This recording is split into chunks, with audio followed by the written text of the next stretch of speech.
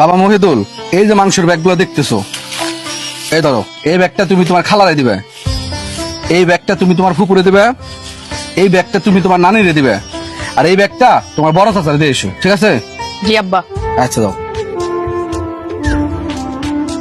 কে আলিম, কোথা থেকে আসলি? মা ডাল কিনতে বাজারে পাঠাইছিল, তাই ডাল কিনে বাড়ি যাইতেছি। ডাল? তাও আজকে ঈদের দিনে? এই দিনে তো সবাই মাংস খায়। আমরা তো গরিব, আমাদেরকে আর মাংস দিবে? সবাই তো তার আত্মীয় স্বজনকে মাংস দিতে ব্যস্ত থাকে। আমাদের তো এই সারা বছরই ডাল ভাত খেয়ে থাকতে হয়, আজকে এই ঈদের দিনও আমাদের ডাল ভাত খেয়ে থাকতে হবে।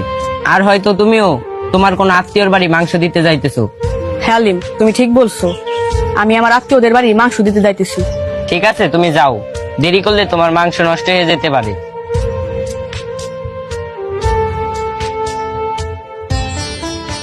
বাবা রাজীব, তোমার মাসমান ক্লাস না, যে আমগো এই এলাকায় এবার সবচেয়ে বড় গরুটা কুরবানি দিল, তার এই ব্যাগটা দিয়ে এসো। ঠিক আছে আব্বা, আমি দিয়ে আসতেছি। আচ্ছা দাও, ঠিক আছে। কিরে বাবা, মাংসের ব্যাগগুলো সবাই দিয়ে আইছো তো? হ্যাঁ আব্বা, সবাই দিয়ে আইছি। কি বাবা, তুমি এমন করতেছো কেন? তোমার কিছু হয়েছে? কিছু বলবো আমারে? আব্বা, রাস্তাতে যাওয়ার সময় আলিমের সাথে দেখা, ওর হাতে দেখলাম ডাউলের ব্যাগ। ঈদের একটা দিনেও ওরা সবাই ডাল ভাত খেয়ে থাকবে। আব্বা, আমি শুনেছিলাম কুরবানিতে গরিবদের হক থাকে, কিন্তু আমরা তো প্রতি বছর শুধু আমাদের আত্মীয়দেরই মাংস দিয়ে আসি। কুরবানি মানে হচ্ছে গরিব ও অসহায় মানুষের মধ্যে মাংস ভাগাভাগি করা। আর আব্বা, কুরবানির মাংস যেন ওই সব লোকই পায় যারা এর প্রকৃত হকদার। বাবা, তুই ঠিক কথা বলছস।